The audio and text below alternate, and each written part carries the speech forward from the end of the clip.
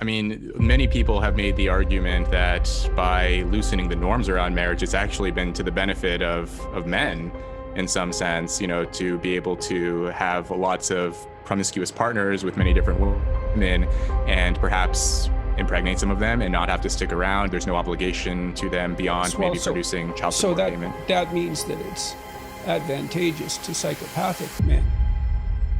Right, dark triad types. Well, exactly, because, the hallmark of psychopathy is short-term advantage taken by a given individual without care for anyone else. And it certainly seems to me like dating apps like Tinder. Now, I don't want to call every male who's successful on Tinder a psychopath. I'm not saying that. But I would say that it isn't obvious to me at all that if you're a successful polyamorous male on Tinder, and so that's going to be a very tiny subset of men, they're hyper-selected by women, tiny subset of men who receive almost no rejection. They're set up to learn to be psychopathic because all their interactions with other people can be devoted to short-term sexual gratification with no emotional intimacy or long-term commitment.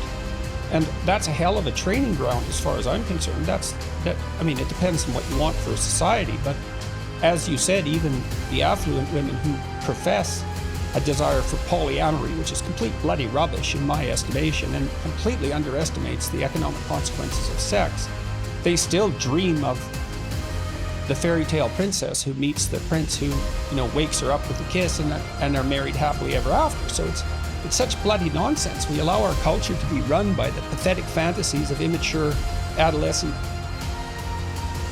delusion, fundamentally, as far as I can tell. Do you want intimacy? Do you want closeness? Do you even want the experience to be of high quality? Do you want the person to pay attention to you? Well, they're going to have to care for you.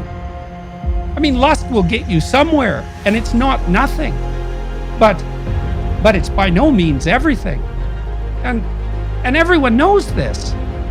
People are lonely. They need someone to communicate with, and they need someone to tie themselves together with so their lives make a rope. They need someone to communicate with when times are good and to share their triumphs, and they need someone to share their catastrophes, and they need a framework that's stable so that they can have children. And well, why would you have children? It's like, that's a stupid question. It's like, well, what else are you going to do? There aren't that many things that make up your life. And intimate relationships, that's 20% of your life or 30% of your life. Children, that's 20% of your life. Now, you can get away with neither of those, but you better have a walloping career or a tremendous aptitude at something creative and remarkable. And maybe you can do that. Maybe that'll be enough for you. But I've seen that unidimensionality work out well and very, very, very, very, very rarely. So, and you have children because you'll never have the opportunity in your life to have as high quality a relationship with anyone as you could potentially have with your child. So you're going to forego that? Well, you can, but what's left for you then? All this cynicism, it's aimed against blind obedience. It's like, fair enough, okay? So I would take a cynic over someone who's blindly obedient any day, especially a cynic who was once blindly obedient, because at least then they had managed that. But if you're really cynical, you move past cynicism. You doubt your doubt, and you start to notice, and then you engage in your life. And so young people are being sold a shoddy bill of goods.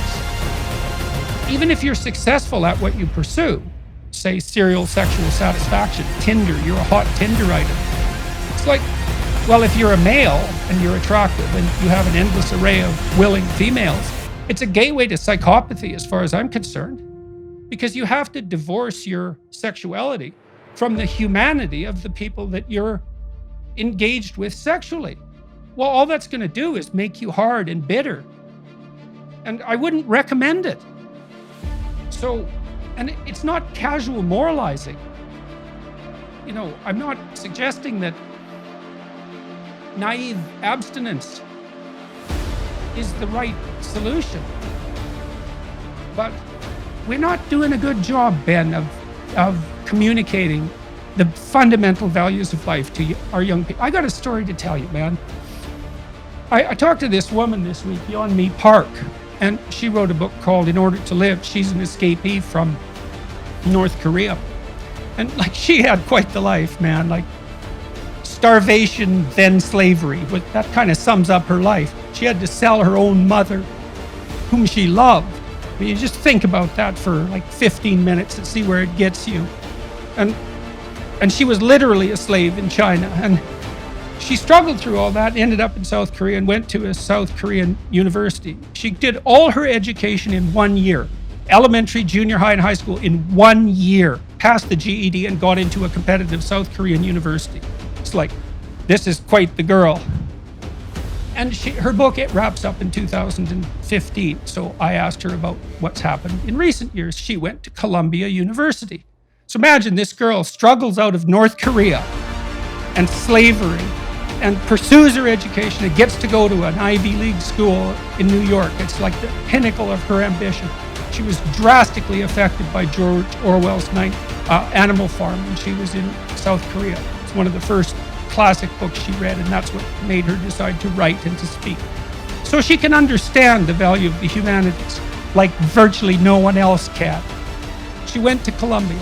I said, well, how was that? She said, it was a complete waste of time and money.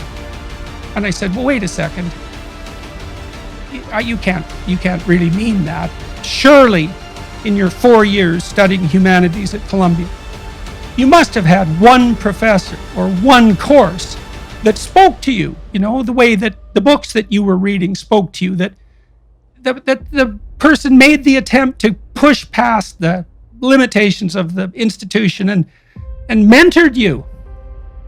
She mentioned one human biology class where she learned about evolution, but said that that was all twisted by political correctness near the end. And that was all she could muster up for 4 years of. She said that she felt just about as stymied in her freedom of speech at Columbia University studying humanities as she did in bloody North Korea. That's what we're doing to our young people. It's so appalling. So appalling. There's so much that people can be offered. This richness of the past, so much that's desperately necessary. This isn't optional. The idea that man does not live by bread alone. That's not religious claptrap.